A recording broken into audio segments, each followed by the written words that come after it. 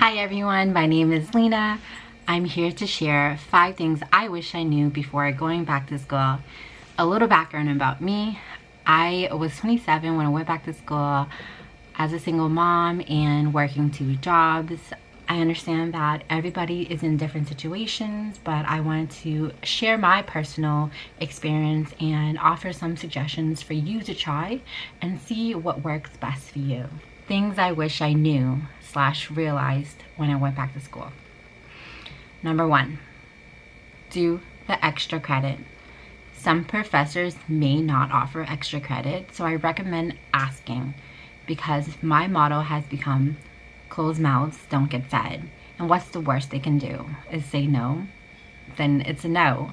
If they say yeah, then there's your chance to bump up your grade. Whether that extra credit is on a test, a quiz, or a homework assignment, just do it. Especially if it's on a homework assignment. Think about it. You get a chance to take that home and work on it. Whether it's 30 minutes or a couple hours, you're already investing time and energy and money in yourself by going back to school. So why not take this opportunity to bump up your grade? Because at the end of the day, at the end of the semester, all of those extra credits that you did may accumulate to a full grade up. Like, let's say you were barely passing with a C, and all of those extra credits you did bumped up your grade to a B. Isn't that fantastic? When it comes to extra credit on a quiz or a test, I recommend taking your best guess if you don't know it, because it's extra credit. What's going to happen? You're either going to get a 0 or extra credit. No harm, no foul. Did I use that correctly? Number 2 tip.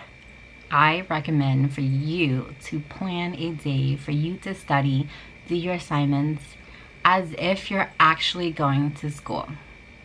So, what I mean by that, here's an example. I had classes on Monday, Wednesday, and Friday, and I would use either Tuesday or Thursday as my office day, and I would wake up and get ready and prep as if I was actually going to school, and then I would go to either the campus library or a public establishment that has Wi-Fi and spend 6 to 8 hours doing all of my assignments. I did this because for me, as a single mom, it's hard to find time, like dedicated time to do your assignments and really fully put all of your energy and effort into it. So what I used to do was work on assignments and homeworks and projects at home and just do a little bit at a time, and one assignment would end up taking the whole week. So I was always just distracted by whether it's tidying up or making snacks for her. I was just always distracted. So I discovered for myself that it was just better for me to take myself out of my home environment and then go somewhere else and just really focus on my assignments. That way I can put my 100% energy and effort into it, and I know that I did my best. And I found out that taking that 6 to 8 hours out of my one day, I would finish like a whole week's or sometimes 2 weeks worth of assignments. Like, for some people, I understand that they can only do an hour a day for 5 to 7 days. But for me, that's what I had to do. That's what I learned was best for me. And that's what I recommend on you trying. And another thing was, on some occasions, when I would have a shorter school day, I would stay on campus and make sure that I have lunch, obviously, because I got distracted if I didn't have lunch. So make sure I'd have my lunch, I'll finish my classes, have my lunch, and then I'll go to the computer lab or the campus library and just work on assignments to just chip off my to-do list. So that's another thing you can try. It's like, you're already on campus, why not just stay there and finish what you have to do or start on something. Just a reminder, don't be hard on yourself, okay? So everyone's way of studying, getting work done, it's going to be different. So you're going to have to go through trial and error if you don't already know your method of studying. This is just my personal experience, and I want to share it with you for you to try. And I'm going to probably keep reiterating this just to embed it in your brain. That is just my personal experience. It's not the right way to do it. It's not the wrong way to do it. You have to try it and see if it works for you. And sometimes you'll go through life where it didn't work for you at that one point in life, but then it ends up working for you at that other point in life. Number 3, what I recommend is to start projects early. And I'm not saying do the entire thing today, tomorrow, this weekend. With micro goals, break it down like a recipe book. So for example, day 1, you read all the requirements. Day 2, you figure out an idea for that project. Day 3, you find research articles. And what I am doing now that I'm back in school again. So I was in school for my associate's degree, and now I'm in school for my bachelor's, bridging into my master's. And what I've done now, which I wish I did before, like, projects are usually given 6 to 8 weeks in advance. They're always given it early. I would break it down in a way where I had at least a few days to a week before it's due, so that way I can work on finishing up all of the things that I want to make sure, like, it's proofread, that is aesthetically pleasing, that I have the updated works cited page and stuff like that. So that way you're not like filled with anxiety and like procrastination. And that big project didn't end up feeling like a big project. It just felt like small little assignments, because you broke it down from this huge goal to micro goals. Micro goals. To add on to that recipe book for the project is you can set those micro goals where you spend 2 days out of the week, or you spend 1 hour for 5 days to do the project. Whatever it is, you want to plan ahead so that you have the time to do that project, so that you can put 100% in that project. No excuses. Like I said before, you're investing in yourself by going back to school, so why not invest in this time? Plan it out.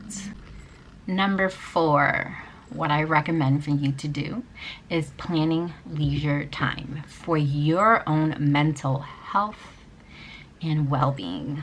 Okay, what you need to reset your mind and your soul.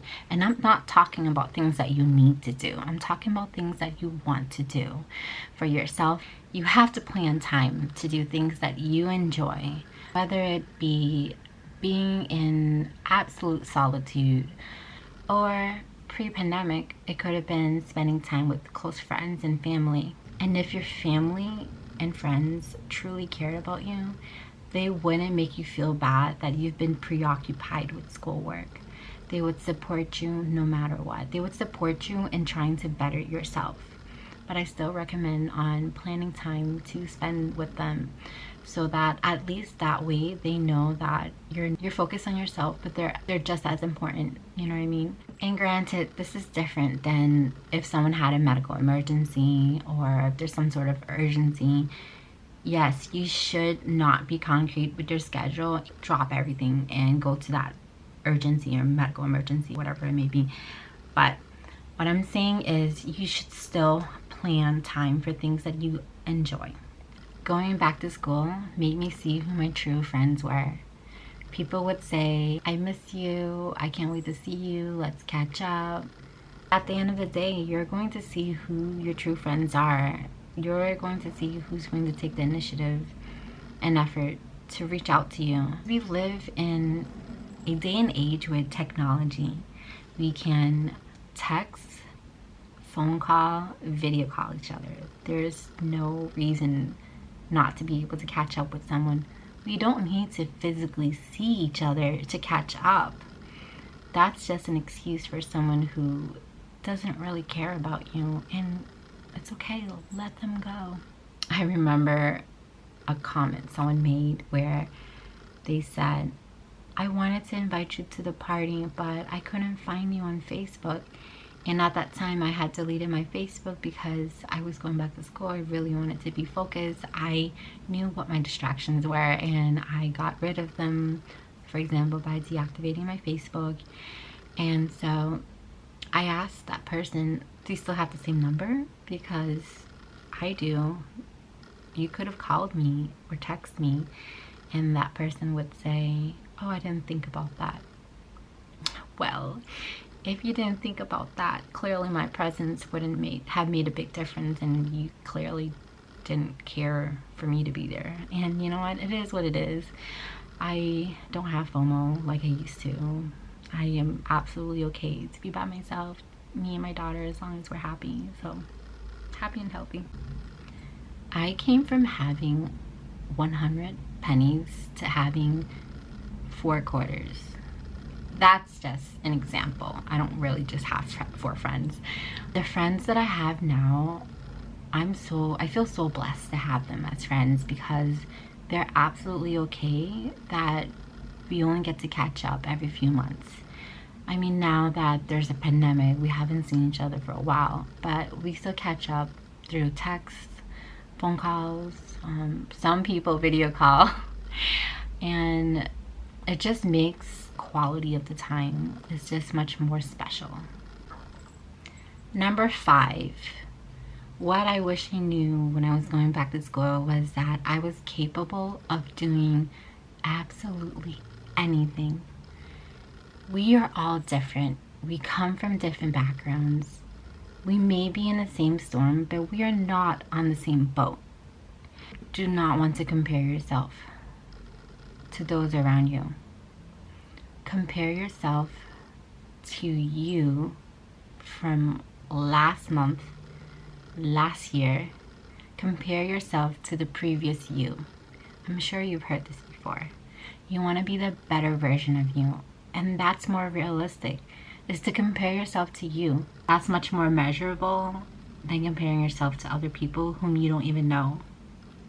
Your self-talk is so important throughout this whole process of going back to school, and what you say to yourself is inevitably what you will believe in, and your beliefs become your behavior.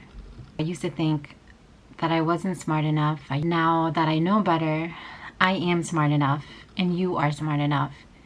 You coming on here looking for videos on self-help, on how to improve yourself when going back to school, that's an initiative that you're taking. You're smart enough.